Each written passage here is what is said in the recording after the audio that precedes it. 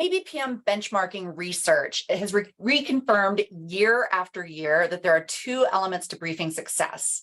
We know they are relevant content and knowledgeable and skilled discussion leaders. We did a snap poll with ABPM in 2022, Pam Evans and I, Pam Evans from GoPro Briefings, who's with us today. And the results of that poll revealed that post-pandemic, many of the programs were struggling to find discussion leaders that were willing and able to return to presenting in person. And one of the things that I've heard Jan talk about is not having the right speaker with the right content at the right time is risky. It could affect your competitive advantage, and it absolutely adds unnecessary stress for those of you who were responsible for briefing program results. What I love about today's panelists, brought together by Nexus, is that each has a unique lens based on the size and maturity of their programs, as well as the tenure of their role. Anthony with Fortinet started from scratch, and he now has standards in place and is gaining momentum. Andrew with Teradata inherited a legacy program and is in the throes of transformation. And Jan with Red Hat has a well-oiled, established program, although he with humility will still say that he's evolving. I challenge you, our audience, to be as engaged and curious as you would like your best virtual briefing audiences to be.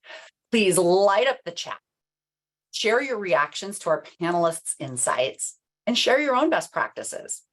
Please drop in questions that you'd like me to ask, and Alessandra will help us stay on top of questions that bubble up in case I miss them. Your engagement today will make this webinar more valuable for everyone, even those who listen to us later. And choose at least one best practice that you're going to apply in your program, because if that one little change contributes to more engaged discussion leaders, it will lead to lower stress preparation and measurably better business results for your program. So, Anthony, I would love to start with you. What is your process today for managing your program's discussion leaders? Yeah. So with us, I would say nothing cutting edge in the point of we manage everything through a briefing tool, briefing management tool, and so that acts as our database. So anyone that is a discussion leader is added, and that's where we have their bio, headshot. We map out what sessions they cover and so forth. So that's pretty basic, but that was crucial for us because prior to that, it was just more, hey, I think this person's good and so forth. And that's all just kind of on own memory and so forth, right? So that helped at least centralize things. As far as the discussion leaders themselves, the majority for us are mostly product marketers. And with it, there's some organic things that happen, as in when a person joins Fortinet on the product marketing team, their leads or their managers are really good with having them shadow. They work with me and the EBC team, as in, hey, if this one's not a high stakes one, could I have this new person come and sit in so they could just see the dynamics and understand flow and so forth. So that happens without me needing to find out, when there's an email that comes across, hey, so-and-so just joined and they cover this now, with me proactively. So their manager usually is good with that, which I appreciate. And then the last part that I say that I do as far as just managing program is I do offer training to our discussion leaders once, maybe twice a year, just depends on what we have going on.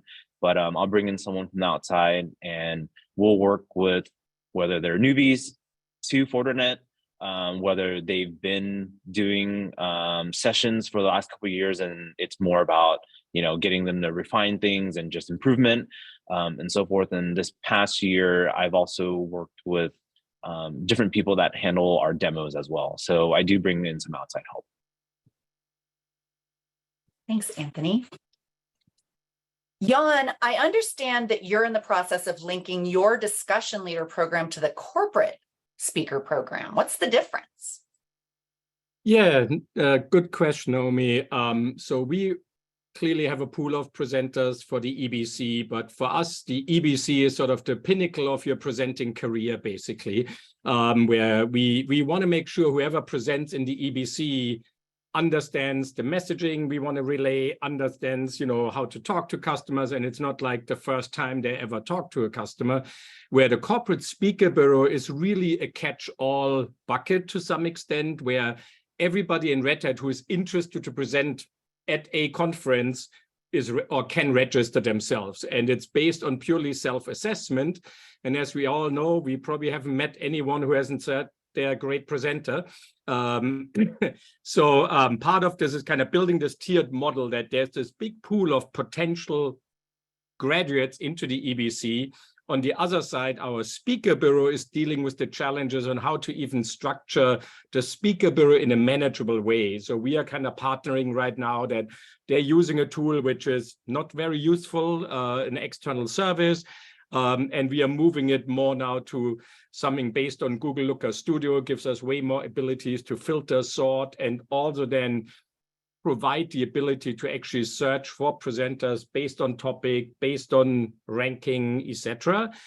So we really want to make sure that presenters also see sort of there's an opportunity to grow into a much, much broader and visible role, really, because the EBC obviously gives them a lot of exposure to customers, partners, but also to our upper management who are all in these meetings. So it's for them, it's a great thing to do as well. So we also have this concept of if they're an EBC presenter, they get a little badge in our presenter or in our company directory. So when somebody looks them up, they see they're an EBC presenter. The other benefit for us is it will tie into our corporate directory for employees. So when people leave, for example, they don't hang around in the speaker roster forever until somebody says, hey, they're no longer here. But they just automatically get deactivated, for example, and we can take their profiles offline, which currently on the speaker bureau side is a big challenge, where we just did an audit to give people a number, and 30% of the Red Hat speakers in the speaker bureau side were no longer Red Hat employees for over 2 years, which of course is not that great because the speaker bureau is visible to the external audience. So anybody who wants to have a Red Hat speaker, they could go to the Speaker Hub website and look. And clearly we would like to have people who actually are Red Hat employees there. So, so that was part of it, yeah. That's really insightful. Andrew, when I think of you, I think of a working model that is built on aligning expectations, trust, and with them. So what's been your process having inherited a more mature program team and discussion leader pool? Great question. And let me just start with just describing a scenario that happened, which is I came in, a fresh face, a new name, and a lot of people who knew a previous leader and said, who is this guy? If I just came in and started changing things up, people would have been like, whoa, whoa, whoa, slow your roll. I don't even know you yet. So really, like there's four or five things that really come to mind. The first one is really treat people like people. Don't just come in and treat them like a tool, treat them like an asset that you hoard and you put into your bank somewhere, all these assets of names and expertise. Treat them like people. And the best way that I had been able to build trust is really just take the time to get to know the leaders that I have within the field, within the technology teams, the product teams, the industry expert teams, and build those relationships. And it's not rocket science. You know, there's a relationship that I created at our sales kickoff early this year. And it's a funny thing because I was walking home after the networking event, and a global leader of data scientists for Teradata screamed out my name across the street and said, hey, come join us for a drink. And it's a bunch of other leaders from the EMEA space and APJ that said, hey, come join us. And over that night of just having beers with these guys, I built so much trust that I could almost do no wrong afterwards because they understand that we're all trying to do the same thing. Once you establish that rapport, it becomes so much easier than as a new leader coming into a program that has already been through an evolution to get to know not only, yeah, I can lean on you for an EBC, but also I can lean on you to identify who are the other people that I don't even know that exist in different pockets of your organization. That's one. Two, we do have a certification program that's based off of, let's just tell you what is an EBC. We all struggle, we all joke about it. like it's hard to explain to our own loved ones what is an EBC. If it's hard for us, then it's probably also hard for others to understand, including our discussion leaders. Having the intentional moment to immerse them into what is an EBC, examples of successful EBCs passed within Teradata and outside, and then also give them some training on storytelling or how to work the room in person. Part of that kind of skills training is so key to what we do, especially because our program is built on quality interactions and not quantity. So we don't have an on-the-road program today. We really focus on full day, 2-day, just really immersive experiences. And that's why we invest into our certification program. That's 2. And I'll just go quickly through the others, which is continuous review. So always just giving feedback to the discussion leaders, but also like hearing from them. How can we better prepare them for what they need to do in a briefing? How can we help them succeed? That's 3. 4 is continuous evolutions. Again, just because we've done things for 30 years doesn't mean that things can't get better. So continuous evolution of not only ourselves, the discussion leader program, maybe the certification program, like do we have the right trainers? Do we have the right workshops in our portfolio? That's 4. And lastly, what I'll say is understand the WIFM. You've built this trust, right? But the only way you're going to have a sustainable program is if there's an equal exchange of value. We're getting a lot of value to keep our doors open by having our executives or discussion leaders in place. But as if we don't give an equal value back, whether through customer insights or other types of currency, then your discussion leader program is going to have high turnover, or your discussion leaders may not want to answer your emails for a 2-week turnaround, because we all know that happens, even though we try not to. That's Thanks, Andrew. I want to take a pause and go to a question that John Panic has asked, and that is just to level set on what is an active discussion leader. Is that frequent? Is that occasional? Who do you consider active in your pool? Maybe we could just do a quick round robin and start with you, Andrew. My bar is really simple. Did you do more than one EBC in the last year? Thank you. Anthony? Yeah, pretty similar. And if they're still with the company, right? Like if they've moved over to a different, business unit or something where they shouldn't be interacting with customers or a different role, then we would, stop including them. Yeah. Okay, thank you. And Jan? Yeah, for us, it's really, first of all, subject matter expert in the area where we need the expertise, but also a known entity, i.e. we have seen them present at other venues, ideally going through our sort of what we created a custom design sort of EBC, onboarding, training, etc. But really, yeah, subject matter expert and a known entity, first of all. And as Andrew said, keeping track on where they move in terms of in terms of position or whatever, and then we just rotate them through. Yeah. Okay, perfect. Now, there's a question that Rashmi has asked that I want to kind of park so that when you're answering your next questions, if it comes up, and that is, how do you reach the unknown number of technical experts in the company? I think we can definitely look to Andrew and know that his personal brand has driven some of that. But if that bubbles up in your conversations, let's talk about it. What I'd like to do next is just talk about best kept secrets, or what's your superpower? So Andrew, what's your best kept secret for bridging the gap from that traditional scheduler, room only my ass story that we've heard to a consultative briefing professional? What could you share? Once again, I'm going to start with the number, and the number is 2.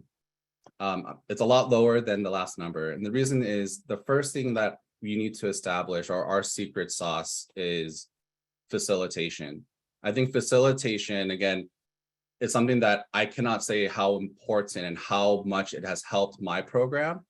And I should say really our program as Teradata really provide a role that is critical for our most important and strategic account situations. And facilitation not only puts us in the room, but helps us to shape and lead the conversations and tell a C-suite executive from our end, hold on a second, can you go back a slide? Because Stephen, actually you on the customer side looked up from your computer and you didn't look down for a good 10 seconds. Something caught your eye. What was that thing? Having the ability to have that role and do it well, then you become in demand and people start to ask for you and people start to want to come across the Atlantic Ocean, the Pacific Ocean, all the way to San Diego, by the way, to have 2 full days with you. And that has happened multiple times just within the last month is what I can share because of that role facilitation. The second thing I'll share, which is really courage. A lot of times we all have the knowledge, we're all thinking what we want to say, but there's that barrier of, but can I say it in the room? So one thing that I would say is our secret sauce, which isn't really much of a secret, is have the courage to speak up and share your mind, share your expertise. Because a lot of programs, for mine, for example, people are coming in with no EBC experience from the field. And so when you speak up and share your decades of experience as a team, then immediately they're like, wow, I'm in good hands. I could let go control and let them take the wheel. So those are the 2 things that really come to mind. Awesome. Jan, I had the opportunity to visit your program during the spring conference in Boston, and the EBC is clearly the business card of Red Hat. What's your secret to success aside from that crowd-pleasing gelato machine? Well, we all know food is the #1 driver to bring people in. And yeah, we are lucky we have the gelato machine and our own chef in-house, etc., and our speakeasy, of course. But besides this, we actually also want to support the business. So I think there are a couple things. Andrew covered a lot of it, which is great. So I think we all touch on the same topics. One is getting presenters near customers, gaining customer knowledge, but really also on our side, really to really have the sales teams, account teams realize this is really a one-stop full service program for them. So we take away a lot of the pain for them to like even access to subject matter experts or executives, because otherwise in the good old days, they just had to text, email, whatever, and hope somebody will respond.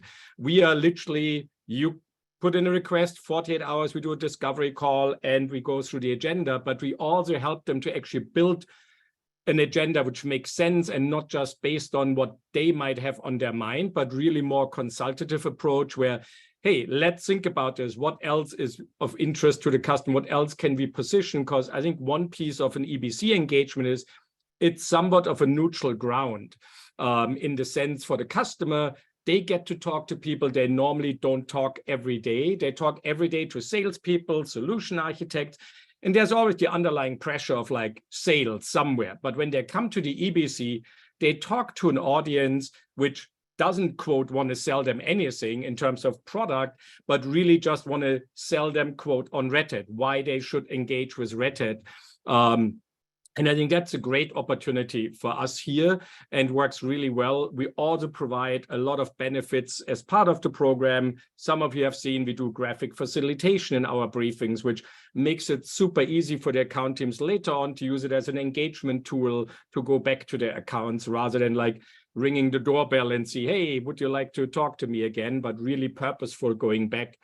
And also provide them a single place where they point their customer for getting all the presentations, etc. Again, just making it easier for them. And as Andrew said, the other part is also being sort of the catalyst within the company to not only connect subject matter experts to customers, but really also in many ways connect customers to customers, create this peer-to-peer connection. We often foster meetings and say, hey, we bring you together with another customer, same challenges, and suddenly this becomes sort of a self-running model for them. So yeah, we try to live really what we do as Red Hat, all about community collaboration, really. Thank you. Now, Anthony, you had mentioned in our prep call that your speaker onboarding happens just a little bit more organically.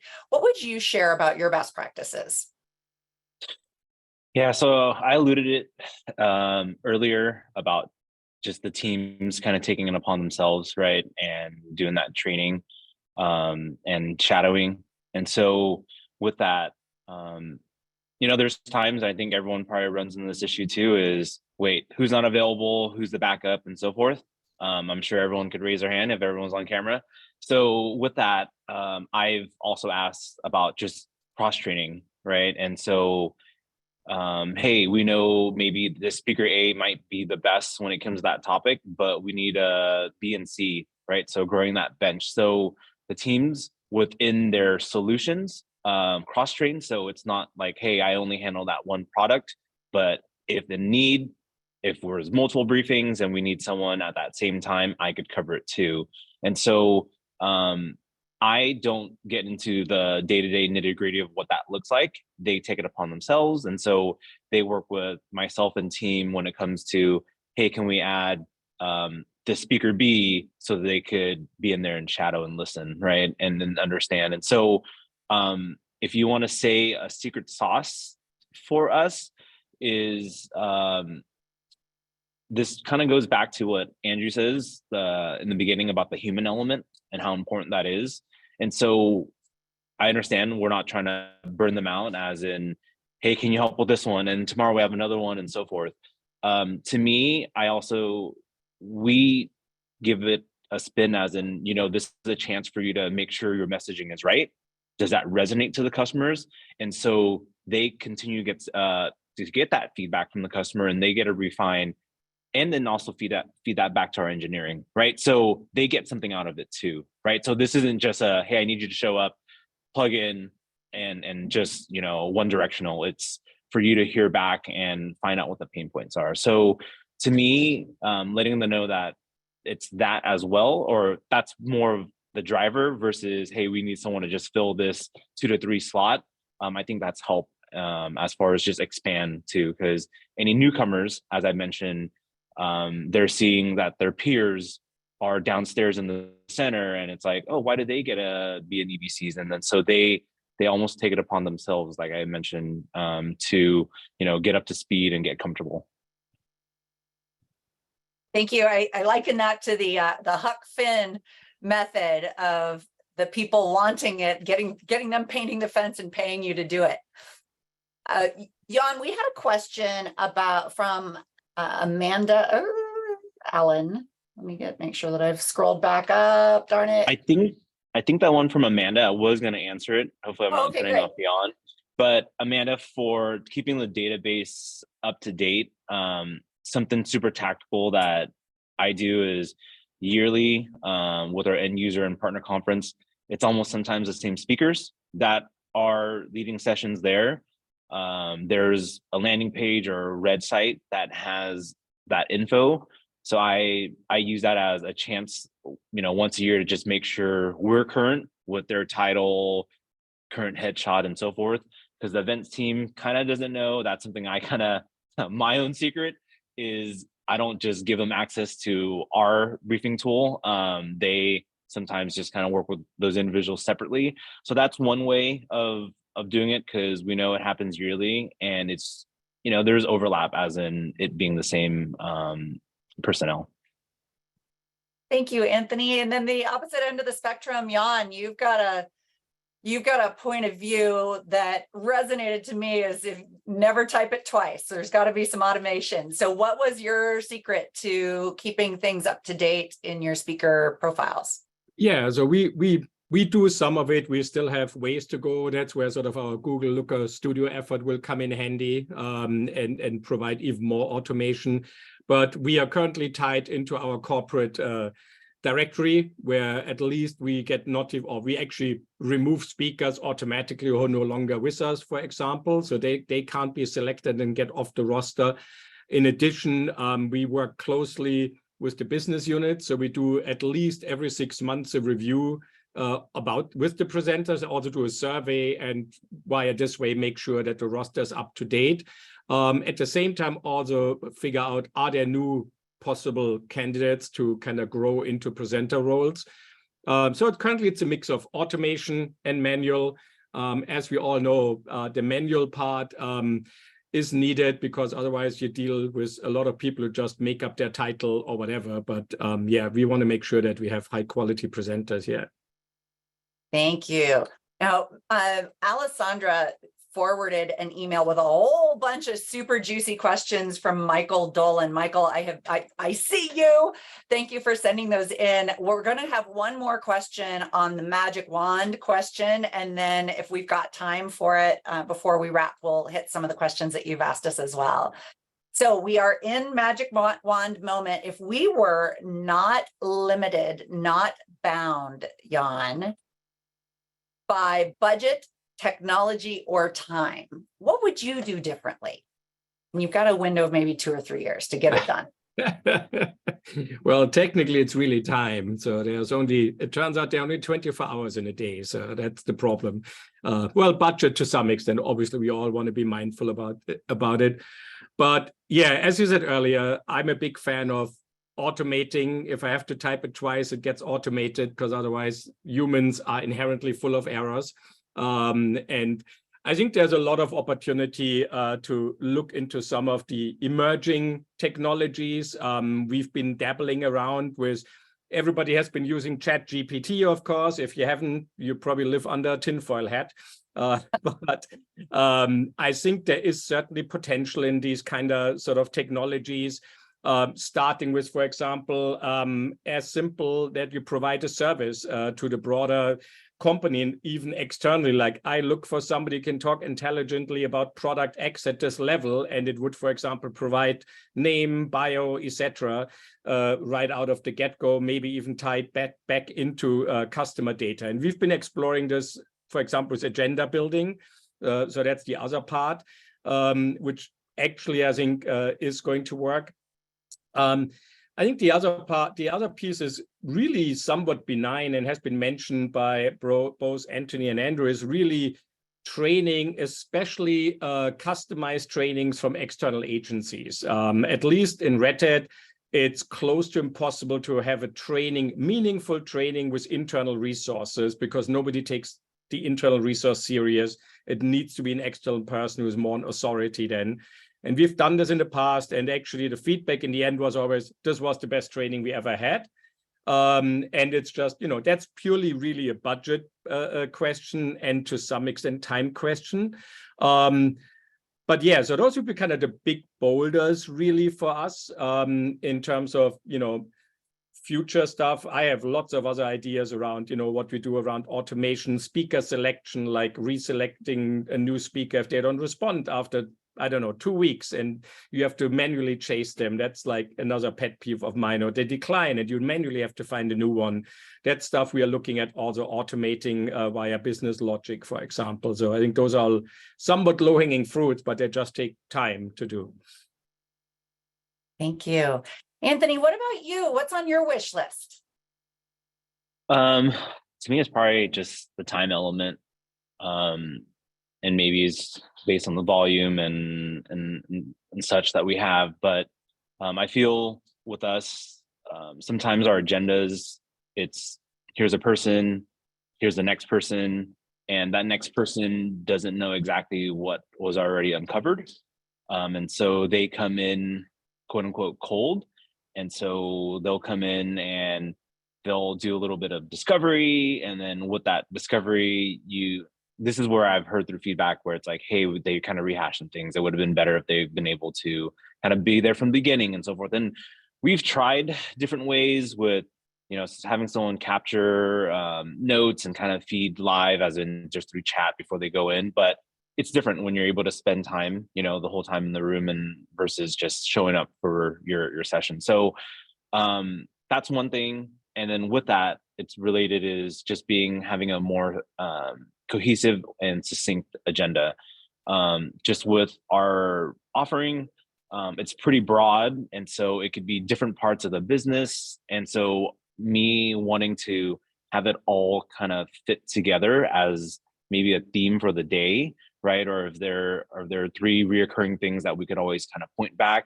And so that pretty much is kind of where we're at with our, from building it to evolution, is the next stage is pretty much what Andrew does, is having someone facilitate, right? That's, as you could tell, is probably the need that could fill that void of keeping things, from beginning to end more succinct and pointing back to certain themes, so that when they leave, it's like, yep, I remember these 3 things, versus, wait, the first person who came in said that, how is that related to that second to last one? Does it all work together, and so forth? So that's something that I'm trying. I know it's tough, but right, that could just be the byproduct, the fact that we currently don't facilitate. Got it. Thank you. Andrew, do you have, if you were unlimited by the laws of physics, and I know that Anthony and Jan have already claimed time, so what else you got? Ooh, if I weren't bound by the laws of physics, really, I'm going to go to budget. Just really being aggressive to ask for budget to fly out art discussion leaders in person to go through the trainings. Like, it's almost off the table. Virtual trainings are fully off the table, including, like, we do a training that spans several weeks for storytelling. And it typically does start with an in-person, and then we have virtual cohorts that meet weekly. Now, if I had unlimited budget, I want all these interactions to be in person, or a full week dedicated to discussion leader training. On top of that, what I would love with the budget to do is to create a community where they're sharing ideas together and reward them consistently for being a part of briefings. It's not just like the kudos, but also, like, how do we track to KPIs? So all discussion leaders, if I didn't have to deal with, like, I'm being controversial here, right? But what if there was a spiff that we arrange for our discussion leaders to get for every deal that closes that they're a part of? Now their skin is in the game. And that might be a controversial statement to make, and we don't do that today here at Teradata, but it's all about with them, right? What's in it for them? And right now, what's in it for them is not a portion of the commission. That also goes for us. It's the recognition, it's the exposure, it's talking to customers. But I do think that our discussion leaders are the foundation for a lot of our programs. Without them, there are no programs, and we should reward them for that. Oh, those are really great insights. I've got some good ones coming in on the chat. Forgive me for looking away from my camera as I read my chat. And Shara Ingracia from T-Mobile is always going to bring the color. Her first question was, how do you get discussion leaders to sign up for speaker training that really need it so they can break some bad habits, but they insist they've been doing this for years and I'm good, I don't need it. They're the ones who need it most. And then she goes on to say, maybe they could get voluntold for speaker training like Oprah. You get a training and you get a training. Everybody gets a training. What ideas do you have? Who'd like to speak first in terms of providing some encouragement for people, equipping them to achieve their full potential?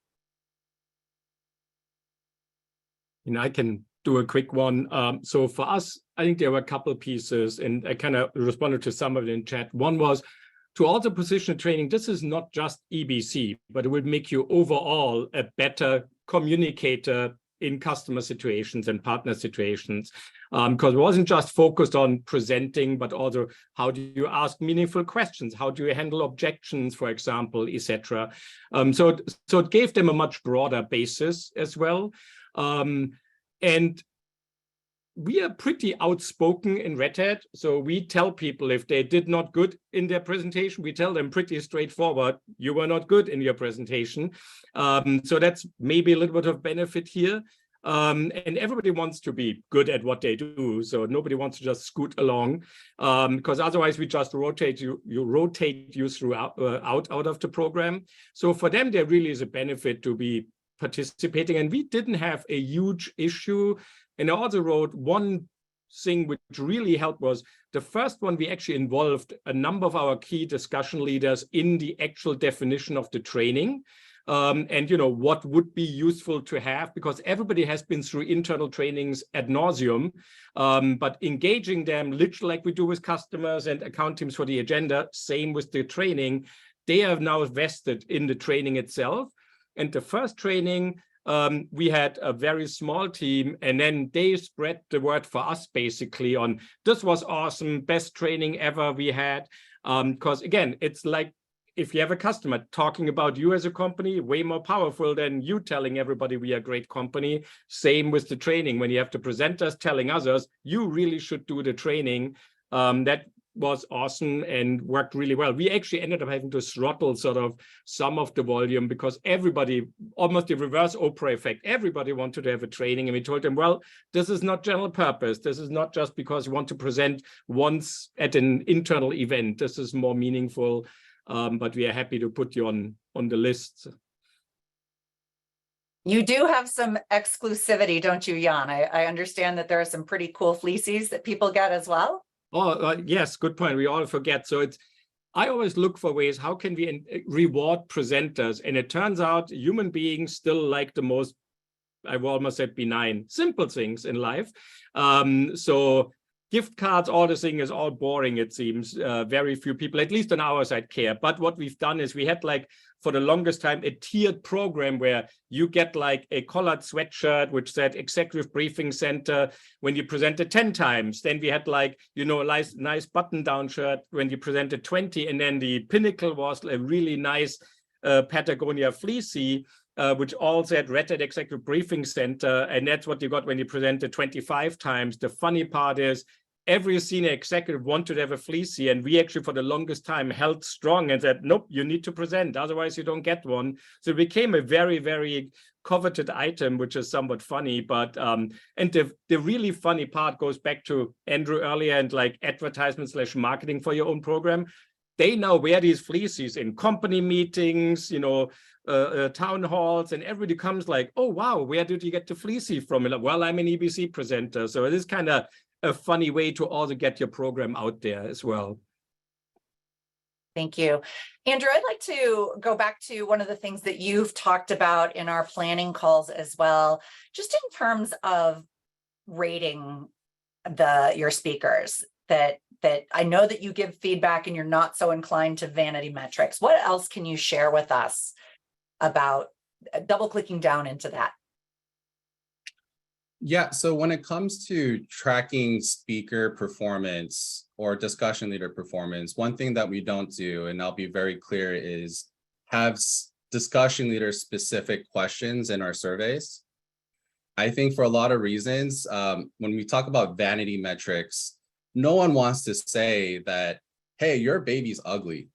We hear that term all the time. So if we ask how is our discussion leaders, how many of them are really going to be, especially in very polite countries like Japan, no, this discussion leader was awful, I think you should fire this person. No one's going to give you that type of candid feedback in that situation.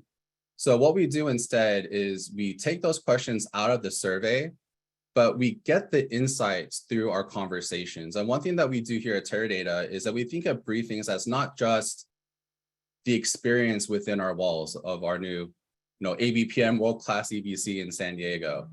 The whole experience starts from wheels down to wheels up.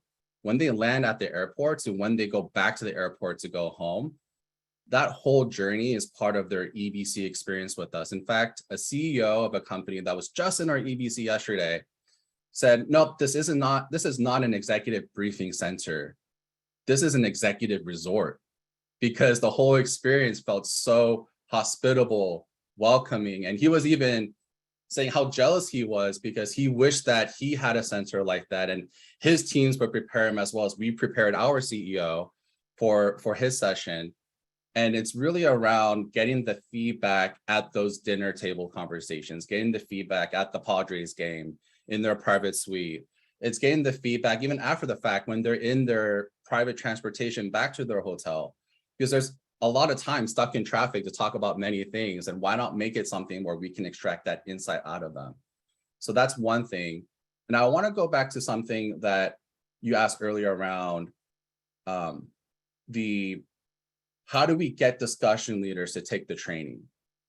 And there's two things that we're considering right now at Teradata, and I want to share out to my colleagues here in the ABPM community, which is one, if you have like a Teradata University type of platform like we have here, why not work with your team there to create it as a course that they could take through that platform. And then for the discussion leaders, they can get that education credit that many of them do have as part of their annual requirements by taking that course. So again, going back to the WIFM. And the second thing is talk to their managers or to that global head of that function and say, can you make it one of their annual goals to take a training, to have that organizational readiness to be a part of executive briefings? That's a really great one. We have a question I mentioned before. Alessandra actually forwarded it to me via email. It's from Michael. I'm not seeing his name on our call-in list in terms of being able to verify or double click down into his question. But what he asked was, I'd value hearing the panel's view of sourcing external speakers outside of the company, providing the briefing experience to the customer.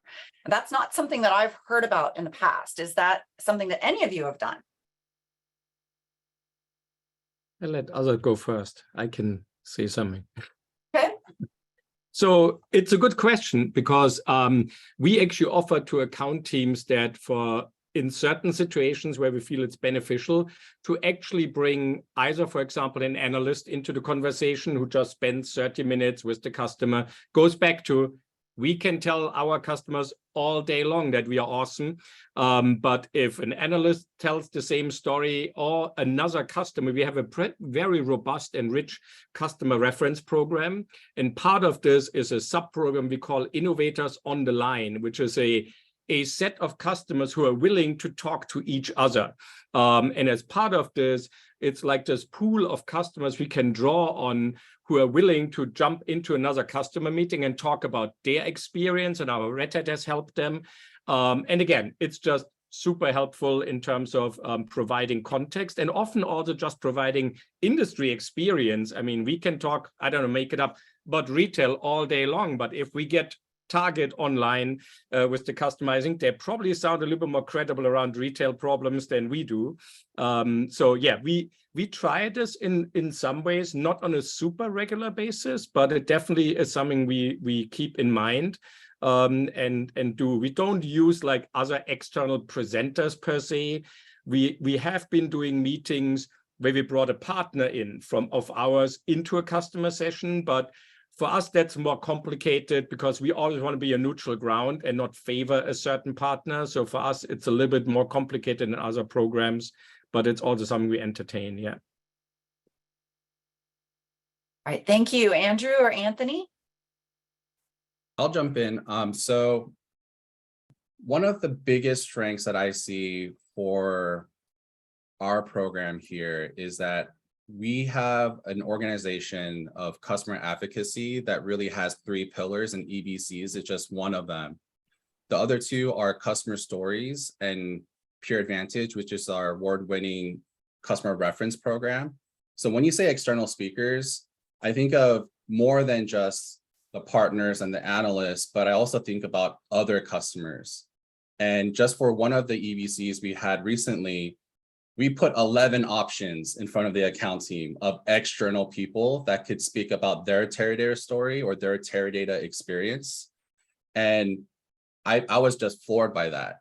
I don't know how many programs can put 11 customers and external people in front of an account team to review, to be part of a briefing. And that is due to the customer story, customer reference, and EBC program, not just being in other parts of marketing, but it's actually one organization that we talk constantly and we cross-pollinate and we work together. And that has been a really big benefit for us. Amazing.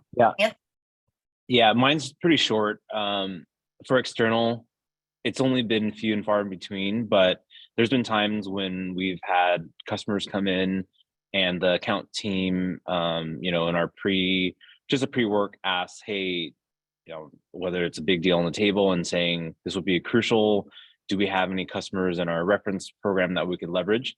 So then we'll work with a certain team that manages customers that have already qualified for the reference, and then we'll do a reach out to see if they're able to just do a little dial in so that they could kind of hear, hey, for that deployment, this is what we did, this is why we like it, and so forth. So it's happened. It's not on a regular because it is, just more to kind of manage and sort out and so forth, but it's definitely powerful. So I'll say it's something that I could see being used more.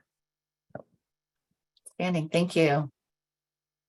Let's see. So we had a question also about how do we debrief our calls? What kind of after action review through the military lens are you using to unpack how things have gone in a briefing and provide feedback both to your sales team and to your speakers? Anyone?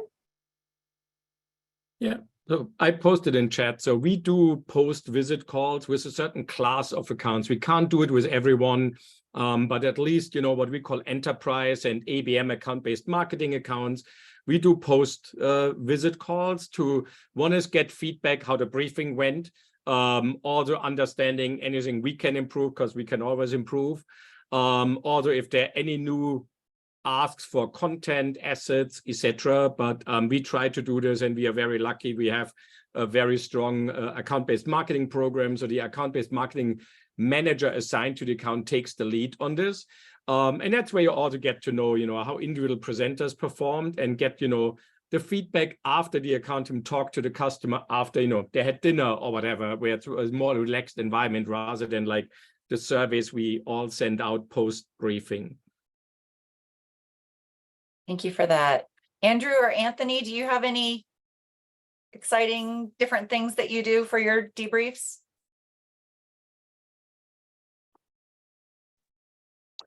I'll say for us, nothing terribly exciting because it only happens for maybe something that or some big outcomes. Then it happens. We don't schedule them.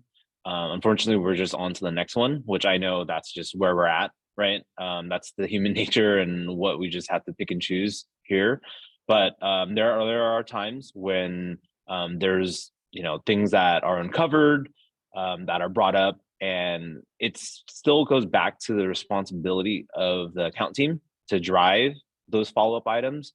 And our team may have some involvement, and it's, hey, we were able to plant the seed. So can we get, this discussion leader and maybe a technical person to be together to do a deep dive session or come on site with them. So we've seen that happen. And that's what some of these debriefs we discuss and comes up. Wonderful. Now I'm seeing lots of buzz asking if we're going to get the chat transcript. And yes, Alessandra, that's correct. We are able to share the chat transcript afterward, correct? Yes, that's correct. Wonderful. One of the things that I'm going to do right now is drop the LinkedIn profiles of this entire panel, including Alessandra, into the chat. And we'd love for each of you to connect with all of us. This is a giant thank you to our host and sponsor, Nexus and Alessandra, for bringing together such an amazing panel. Thank you, especially Alessandra, for all you've done. If you have any further questions for our panelists, our hosts, or Nexus, just let us know. We're here to serve the community. And we know that every little change that you make is going to provide more engaged discussion leaders, which is going to reduce the stress on your side and measurably increase the business results from your briefings. Alessandra, I'll hand it back to you to wrap and share anything else that you'd like to send. Great. Thank you, guys. That does wrap up our webinar. Jan, Andrew, Anthony, Naomi, thank you so much. As always, we appreciate your time. And we appreciate all of everybody who joined also for asking all those questions. That was great. I think that's the most questions that we've received in a webinar. So we thank you for joining us, and just stay on the lookout. We're going to be having another webinar. We're going to skip the month of June just because it's pretty busy for everybody traveling and getting out in the nice weather. So we'll have our next webinar in July, and that will be on software and systems. So stay on the lookout for some emails from us and some LinkedIn posts with some registration links. So we appreciate you all being here today, and have a wonderful day. Thank you, Alessandra. Thank Thank you, you, guys. Nexus. Thank you, everyone. Everyone, Thank you. take care. Wow.